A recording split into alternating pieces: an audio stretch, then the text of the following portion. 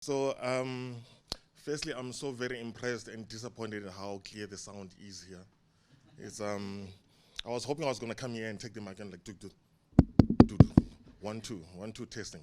You know, it's one thing that that's always intrigued me in life. I've went to many weddings and parties, places, whatever, in different towns, different countries, whatever, and everyone does that 1 2 1 2 testing. It made me wonder, like, what will happen if you take your mic and say 6 4 4 3 9 10 9 10 testing, like, like, why, you know, it's one of those things. So I'm that person who likes to question things. Like I hate peace. I hate peace, guys. Yeah. So once I see you guys sitting peacefully, I'm like, why?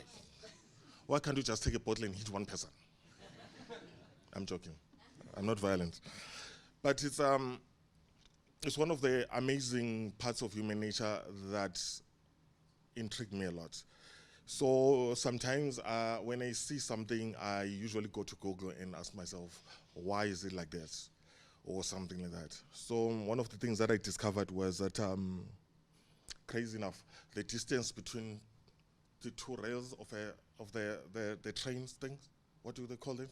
The rails, right? It's 143 centimeters. It's a weird number. I would have thought maybe it's 2 meters or 1 meter or 150, but it's 143. So I read in a book somewhere. So now some countries they started changing it because they've questioned it. But I read in a book that why they did that, it was because back in the day the chariots were like 150. So in most countries in Europe they couldn't clear new land for the rails. So they put it in between the chariot trails. So 143 gave an allowance for the chariot wheels to be on each side. So years later, after the chariots were gone, we continued for the longest time with 143. And some people, I think in Africa we're still using that same 143. Crazy enough, we didn't have the chariots. But it's one of those things. And another thing that I learned, which is exciting right in front of me right now, is the QWERTY keyboard. They say back in the day when computers were still big, the keyboard were A, B, C, D. So people used to type fast, and the processors were slow. So they would jam. So people took those computers back to the engineers, like, hey guys, these things are always jamming. So the engineers didn't have a plan for it that time. So they decided to rearrange the keyboard to create a QWERTY keyboard. And then they gave them like, no, the problem is the keyboard. While they were making a plan to fix the processors, people started like looking for the letters now, and they were typing slower, and it worked. And everyone was happy until the engineers came with a solution. Now the computers are 100 times faster. We're still using the QWERTY keyboard. So it's the same thing almost in every industry, every industry. And my biggest fear is that our beer industry will stay the same as well. If beer stays the same for another 100 years, maybe one person may say it's pure. It could be called purity, which we perceive as a good thing. But if it changes, someone may call it innovation, which is also a good thing. And I'm pro-innovation. That's what I want. That's what I want to see. And when I'm looking at you guys coming into the game, like Anton was saying, proposing that you guys design something, improve the systems that we already have, so I think you guys have a perfect opportunity to innovate. So wherever you are, before you come inside the game, before you get obsessed and immersed in the modus operandi, try to see what you can change in the game. Try to ask yourself something. some of those things will upset us purists in the game. You know, somebody some years ago in the States made a beer called the Black IPA, which is crazy because IPA means India Pale Ale, but this one is black. And it's a good beer that many people like, including me, but it also upsets some purists. But it also, for me, it improved the culture. It kept the culture going. We going forward, you know. So I'm so grateful for the previous speakers because they have said quite a lot on the technical side and on the beer side, so that I won't have to talk much about beer. So I will basically be talking about the things that I like to see myself and me. So a few years ago, I got to Cape Town from Joburg, and I worked in a bar in Waterfront that sold craft beer. And I fell in love with the culture so much that I started home brewing. And a lot of those guys who were the brewers then used to come sell their beer to me, and I would sell it at the bar. So that's where I learned a lot. So I'm glad to see Troy here, because Troy was one of the guys who was crazy about craft beer at that time when I didn't even understand what it was, you know. People like Lucy. I actually met Nick when I was home brewing, but I was donating my service to another brewery so that I learned more. That time when we were coming into the country before Soul Barrel, you know. So all these people, I learned a lot from them, you know, like it was like picking pieces here, pieces here. I didn't have the, what do you call, I don't want to call it privilege. I didn't have the opportunity to learn it in a more formal setup like you guys, but it helped me, the fact that I didn't do that, it helped me learn it my way, you know. For the longest time, I was a new guy in Cape Town. I didn't know anyone in Cape Town, didn't have friends, I didn't have anyone. So I had to build my own community. Actually, the community that I have right now, as friends, as everyone, is people that I got to meet through beer. So beer gave me a lot. Beer gave me friends and relatives, basically. It gave me a family in Cape Town. So as I got into beer, I learned the basics. And because I was alone, I always was questioning myself, like, why is this done this way? Why can I not do it this way? And stuff like that. So one of the things that inspired me a lot was a documentary called How Beer Saved the World. You should check it out on YouTube. It's a beautiful documentary. Basically, the guy was talking about how the introduction of fermentation into human society basically got people to cycle instead of being nomadic hunters and gatherers, because now they needed to grow grains and stuff like that, and they now needed to cultivate the grains and basically build houses, build communities, have leadership, have whatever, eventually the tax system and stuff like that. And also fermentation gave birth to medicine and so many things basically that we're enjoying right now. And one of the things that, the first thing that I picked after the whole documentary was the lack of mention of Africa, you know. Obviously, guys are European, so probably doesn't know nothing about Africa, and that time made me think like, why are we missing in such a beautiful story, you know? So I took that challenge to say, I wanna start a brand that will talk about the African history of brewing, the African history of fermentation, and I wanna basically bring about all our stories as a people, and all our food that we used to make, African grains. I like to try and brew with as many African ingredients as possible. And it's so interesting that there's a lot of guys that are doing that now. I think in the next few weeks I've brewed with millets. My flagship beer is made of sorghum, which is the sorghum saison. I'm brewing with millets, I'm brewing with teff, which is from like Ethiopia, Egypt areas there. There's another grain actually that I can't remember the name. So, but I'm doing all that. The next thing is going into herbs. So the herbs that I grew up with, where I come from, whatever they used to give us for whatever. So I want to take those things and also incorporate them into the beer. Basically creating a new dimension of beer. I want people who come to the country from Germany, from wherever, to come and have a beer that they cannot compare with theirs. You know, it's almost impossible to impress Germans with your lager. You know, the first thing they subtract 50 marks for making it in Africa. Then they judge it against theirs. So you already lost, you know. So there's no way. But if we are to make our beers with our grains that they do not have, we are the ones that make the rules. If they make them, we take 50% for making them. Yeah, so that's what we have to do. But there's another part. I hope I'm not losing you on time. I'm still good. Oh, cool. So there's another part that of my journey that's quite interesting. I used to be a bartender, and one time I decided that I wanna open a brewery, and I was like, okay, what's the first step? I need to have a design for the name for the brand. So I told a few people that I'm running a competition for designing a brand.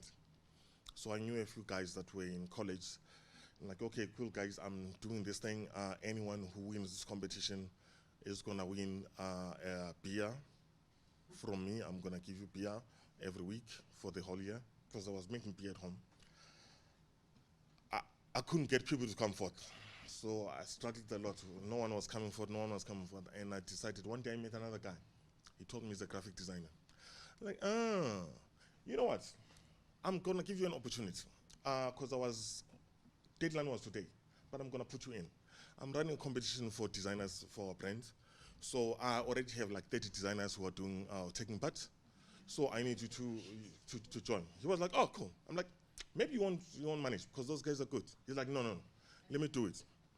So he did it, and he won. You know. So that's how I got the branding.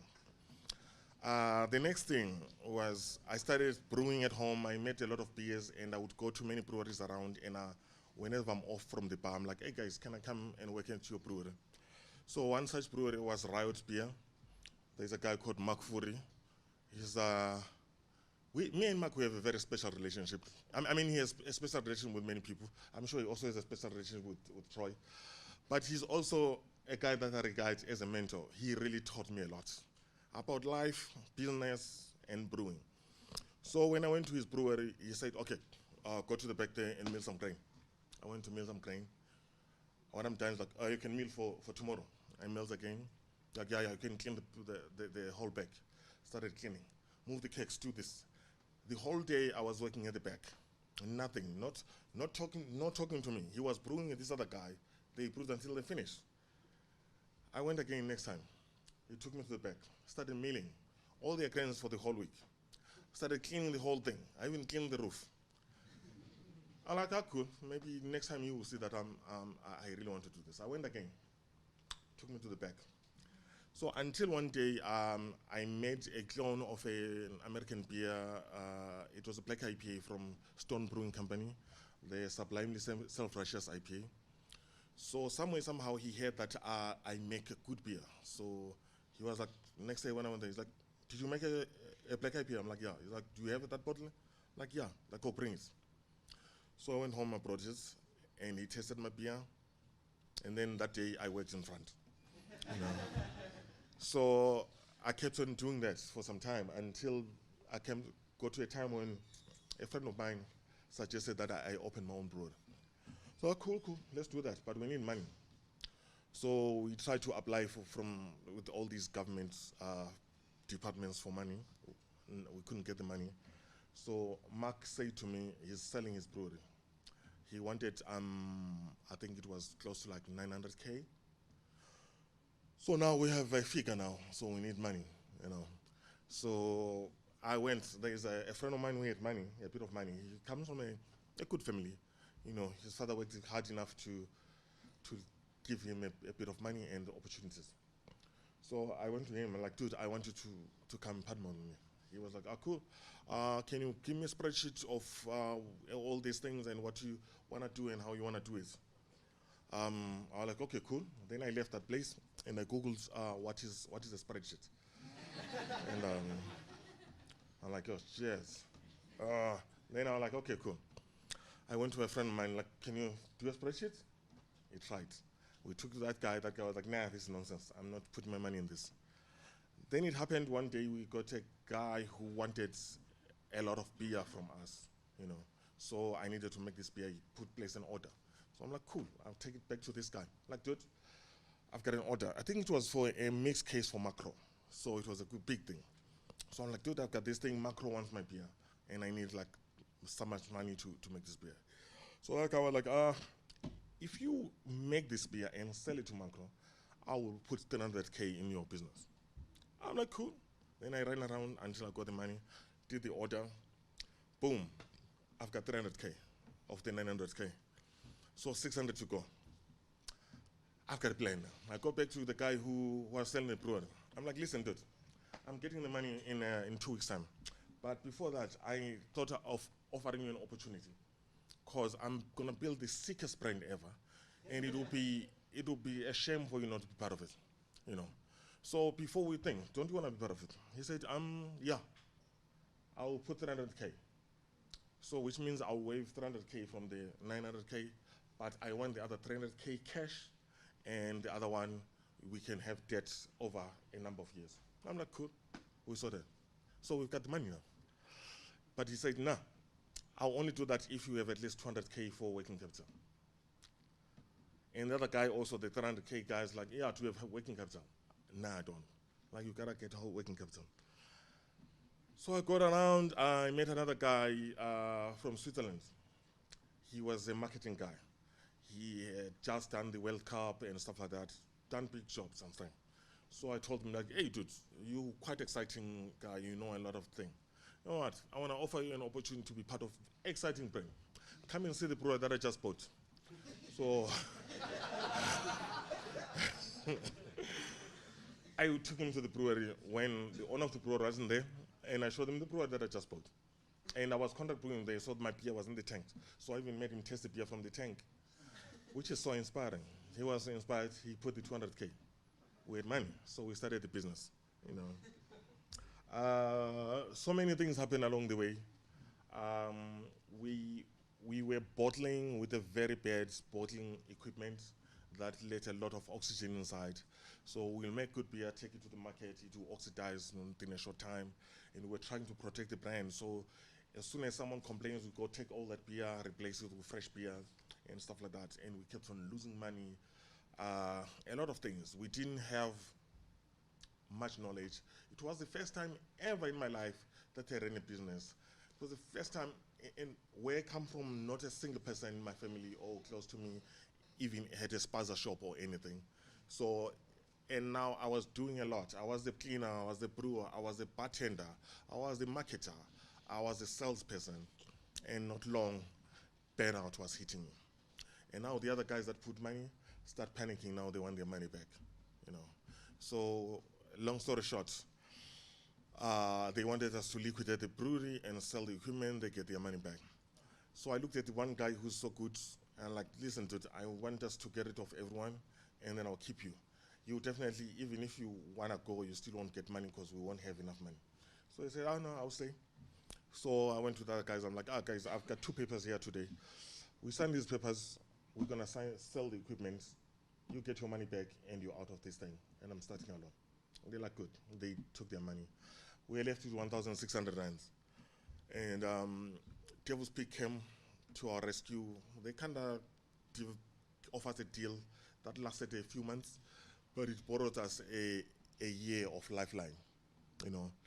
Then from there came COVID and stuff. Oh, actually before COVID, I was walking in Claremont and I saw my friend. He was looking at this building and things like that. I'm like, hey dude, what's up? What are you doing? He's like, I dude. So this guy is in banking. He's like, dude, I want this deal from this other guy. It's very important for me. It's like a big money deal. I'm like, so what? He's like, no, this guy says for me to take this deal, I have to take over that restaurant, run it, and pay his wife 30K every month. If I can do that, then he can cut me that deal. I'm like, dude, you're in banking. How are you going to run a restaurant? He's like, I don't know. but I have to do it because I need it. I'm like, okay, cool. I'm here for your rescue. Like what? Like I'm gonna take over the restaurant. I'm gonna run it, and I'm gonna brand it Ukhamba Beerworx Tap Room, and I'll pay this lady 30K every month, and we square. Then we will tell the owner that this is a business that you are part of. So it's like, oh, cool, we're good. So I got a restaurant, you know. So before that, I remember that I don't have money, so. So I went back to the same guy. When everything was agreed, I'm like, dude, no, I want to see that you also have skin in the game. I can't do this until you and your friends throw in at least 60K into this. I'll also put 60K, and then we have 120 to start the business. So he's like, oh, cool. I want to see that you also have your 60K. I'm like, cool. So I went to my friend who has money. I'm like, dude, would you mind depositing 60K into my bank account for 3 days and I'll transfer it back? So he did. And then the other guy gave me 60K.